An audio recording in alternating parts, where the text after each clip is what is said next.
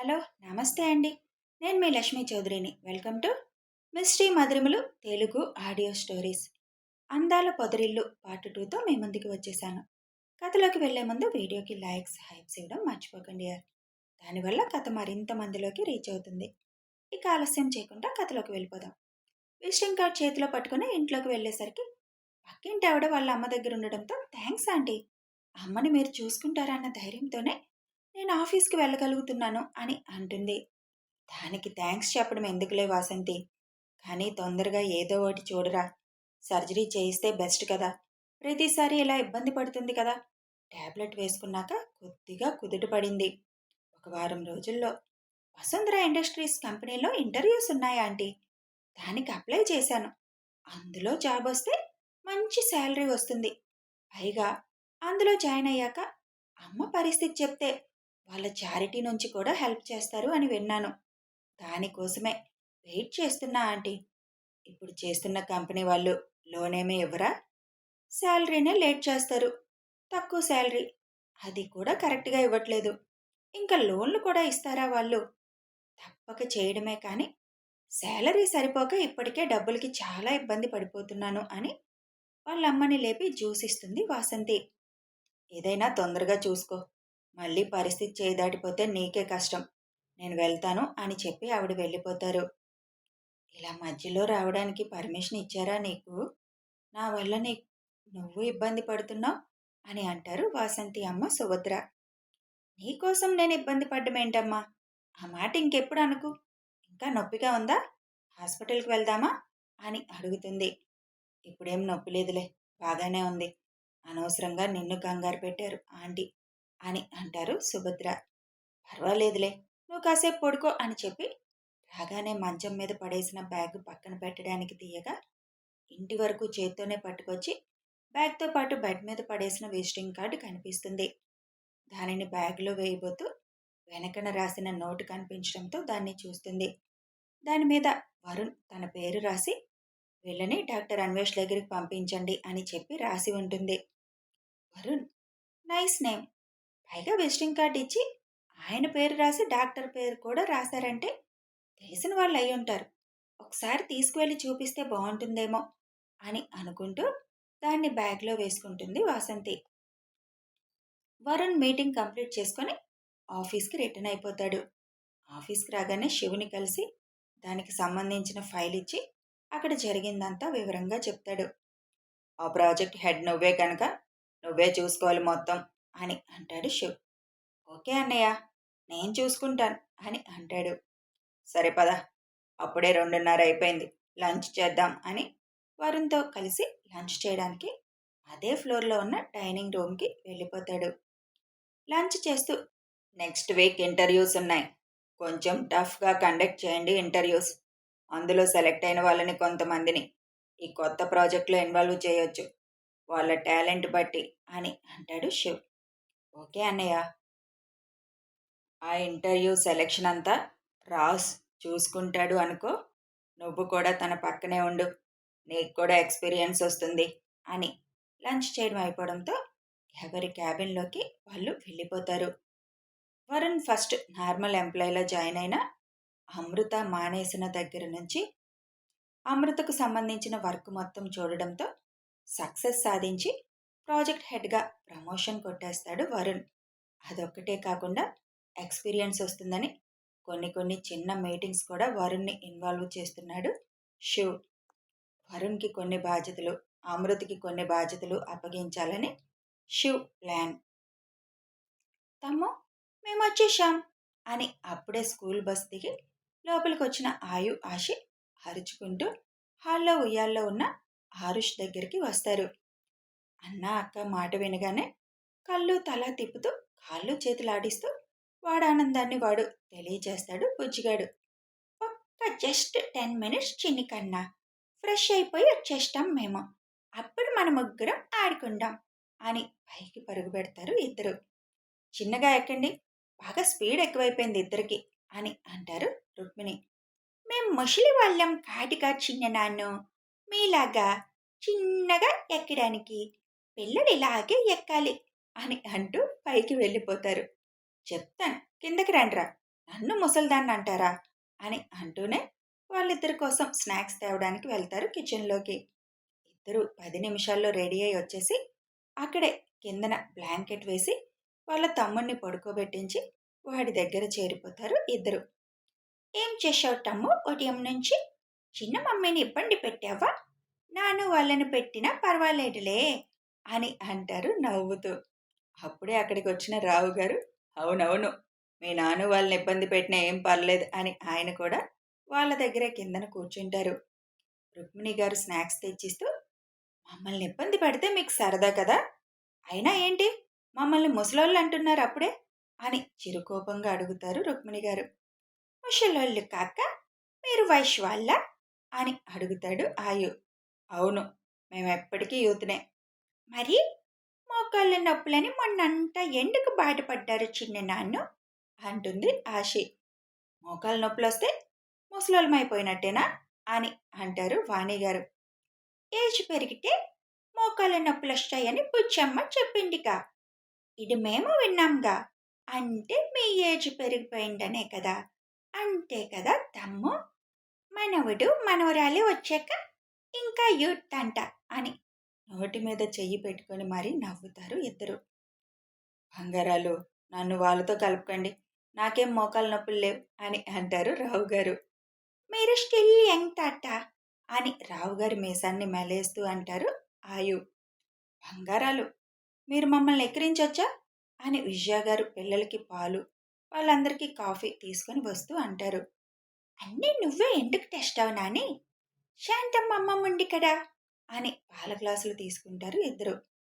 మీ శాంతమ్మ అమ్మమ్మ బయట garden work దగ్గరుండి చేయిస్తుందిలే అని ఆవిడ కూడా కిందే సెటిల్ అయిపోతారు. నువ్వెందుకు కింద కూర్చున్నావు విజయ, మళ్ళీ లేవడానికి ఇబ్బంది పడతావు కదా అని రావు గారు నవ్వుతూ అంటారు. అబ్బో, నీకంటే ఏమి ఇబ్బంది నేను పడనులేండి, అయినా నాకేం మోకాలు నొప్పులు రాలేదు ఇంకా అని చిరుకోపంగా అంటారు విజయ. అవునవును, అందుకే మొన్నంతా మోకాలు నొప్పులని కోడల దగ్గర వాపోయావు. నేనేమి నువ్వు పైన కూర్చున్నావని ఫీల్ అవును, లేచి పైన కూర్చో అని వెటకారానికి అల్లరి జోడించి అంటారు రావుగారు. మీకు బాగా మనవళ్ళని చూసుకుని కొమ్ములు వచ్చేసాయిలేండి, మమ్మల్ని అంటున్నారు అని విజయ గారు అంటుంటే, మిమ్మల్ని ఎవరు వదిన అంటున్నారు, మీ చెల్లెళ్ళేనా అని అడుగుతారు అప్పుడే అక్కడికి వచ్చిన నరసింహ గారు. ఈయనొకరు, ఎప్పుడు ఏటైపకైనా మా మీద పడతారు అంటారు వాణి గారు. ఓ మీరు కాదా అని నవ్వుతూ ఆయన కూడా కిందనే సెటిల్ అవుతారు మనవడి పక్కన. తన చుట్టూ చేరిన జనాల్ని కళ్ళు తిప్పుతూ సైలెంట్గా చూస్తూ ఉంటాడు బుజ్జిగాడు. హయు ఆశి వాడికి కబుర్లు చెప్తూ ఉంటే పేదాలు సాగదీసి చిన్నగా నవ్వుతూ పూలు కొడుతూ ఉంటాడు. వాడికి కూడా మీలాగే తొందరగా మాటలు వచ్చేస్తాయి, మీరు చెప్పే మాటలు విని విని అని వాణి గారు నవ్వుతూ అంటారు. రావాలి కదా నాన్న, ఆ తమ్ము అంటే అన్ని విషయాల్లో మాలాగే కదా ఉండాలి, అందుకే మేమన్నీ నేర్పుతాం, అంతే కదా తమ్ము అని అనగానే అంతే అన్నట్లుగా ఊకొడతాడు బుజ్జిగాడు. అమృత ఎక్కడా అని అడుగుతారు నరసింహ గారు. వాళ్ళ రూమ్ అంతా చిరాగ్గా ఉందంట, పనమ్మాయిని తీసుకువెళ్ళి దగ్గరుండి సర్దిస్తోంది అని విజయ గారు అనగానే, ఇప్పుడే ఎందుకు ఆ పనులన్నీ, రెస్ట్ తీసుకోవచ్చు కదా ఇంకొద్ది రోజులు అని అంటారు రావుగారు. అబ్బో, మీ కోళ్ళేమీ అక్కడ అలిసిపోవడం లేదు, మమ్మల్ని ఎప్పుడైనా అన్నారా అలా రెస్టులు తీసుకోమని అని విజయ గారు చిన్నగా మూతి తిప్పుతూ అడుగుతారు. హహహహ, తీసుకోమని చెప్పినా తీసుకునే రకం కాదుగా నువ్వు అని రావుగారు అంటారు. అక్క, మనం అప్పుడు అమృత గొడవలో పడి ఇప్పుడు ఈ బుజ్జిగాడితో సరిపోయి ఒక విషయం మర్చిపోయాం అని రుక్మిణి వాణి గారితో చిన్నగా అంటారు. ఏ విషయం రుక్మిణి అని అడుగుతారు వాణి. ఇంకో 3 నెలల్లో బావగారికి 60 సంవత్సరాలు నిండిపోతున్నాయి కదా, ఆ విషయం. మరి షష్ఠిపూర్తి ఫంక్షన్ చేయొద్దా మనం, అసలు అమృత గొడవలో పడి విషయం మర్చిపోయాం, తర్వాత ఎవరికీ గుర్తులేనట్టుంది అని అంటారు రుక్మిణి. నిజమే, నాకు కూడా అసలు గుర్తులేదు, ఇలాంటివి పిల్లలకేం తెలుస్తాయి? శివుకి మనం చెప్తే తప్ప ఈ షష్ఠి పూర్తి పండుగలు అవి తనకు తెలియదు పెద్దగా. వాటి గురించి పట్టించుకోడు. ఐషు కూడా గుర్తు ఉండి ఉండదు. పోనీలే, ఇంకా 3 నెలలుంది కదా, ఇవాళ ఐషు వాళ్ళు వచ్చాక మాట్లాడదాం అని అంటారు వాణి. హా అక్క, మాట్లాడాలి. ఇంతవరకు అక్క బావగారు ఎప్పుడు ఏది సెలబ్రేట్ చేసుకోలేదు. ఇది మాత్రం గ్రాండ్గా చేయాల్సిందే మనం అని అంటారు రుక్మిణి. ఏంటి, అక్క చెల్లెళ్ళిద్దరూ తెగ చెవులు కొరుక్కుంటున్నారు అని అడుగుతారు నరసింహ గారు. మేమేదో మాట్లాడుకుంటున్నాంలే, ఎప్పుడు మా ఇద్దరి మీదే ఎందుకు కన్నుంటుంది బావగారు మీకు అని అంటారు రుక్మిణి. మరి మీరు అలా దొరుకుతారు స్పెషల్గా. మీ మీద కన్ను వేయనవసరం లేదు. అందులో మీ ఇద్దరు కలిసి ఏమైనా ఆలోచించారంటే దేనికో టెండర్ పెట్టే విషయమే అంటారు నవ్వుతూ. అలాగే నవ్వండి. ఇప్పుడు మేము ఆలోచించిన విషయం మాత్రం మీకు కూడా నచ్చుతుందిలేండి అని అంటారు వాణిగారు. అసలు మీరు గుర్తుపెట్టుకోవాల్సిన విషయాన్ని మేం గుర్తు చేసుకుంటున్నాం, అందుకు సంతోషించండి బావగారు అంటారు రుక్మిణి. ఇంతకీ ఏం విషయం రుక్మిణి, అంతగా గుర్తుపెట్టుకోవాల్సిన విషయం అని అడుగుతారు విజయ గారు. ఏం లేదులే అక్క, ఏదో బావగారితో నేను జోక్ చేస్తున్నాను అని మాట దాటేస్తారు రుక్మిణి. నాన్న, తమ్ముడికి నిద్రొచ్చినట్టుంది. కళ్ళు ముస్తున్నాడు, తెరుస్తున్నాడు. చూడు, అందరూ ఇంకా సైలెంట్గా ఉండండి. మీ మాటలకి మెలకు వస్తున్నట్టుంది మా తమ్ముడికి అని అంటాడు ఆయు. వాడిదంతా కోడి నిద్ర, అలాగే పడుకొని లేస్తాడు అని రుక్మిణి గారు అనగానే, అదేం పోలిక నాన్న, కోడి నిద్ర అంటే ఏంటి? యు మీన్ హెన్ స్లీప్ అని అడుగుతాడు మొహం చిట్లించుకొని ఆయు. అదే, అవి కూడా అంతే, పడుకున్నట్టే పడుకొని వెంటనే లేచి కూర్చుంటాయి అని రుక్మిణి గారు అంటారు. చిన్న నాన్న అని ఇద్దరూ ఒకేసారి గట్టిగా అరుస్తారు. అబ్బా, ఎందుకురా అలా అరిచారు అని అంటారు అందరూ. ఇంకోసారి అలా కోడితో తమ్ముడిని పోలిస్తే ఊరుకోం. అదేం పోలిక, అస్సలు బాలేడు అని అంటారు ఇద్దరు ఒకేసారి. మరి అలా నిద్రపోయేవాడిని అలాగే అంటారు బంగారాలు. అయినా సరే, మీరు అలా పోలిస్తే ఊరుకోం అని అంటారు ఇద్దరు సీరియస్గా. బాబోయ్, ఎందుకంత కోపం వచ్చింది ఇద్దరికి అని అంటారు నవ్వుతూ రుక్మిణి గారు. మరి రావు గారు మనవణ్ణి పట్టుకొని కోడితో పోలిస్తారా?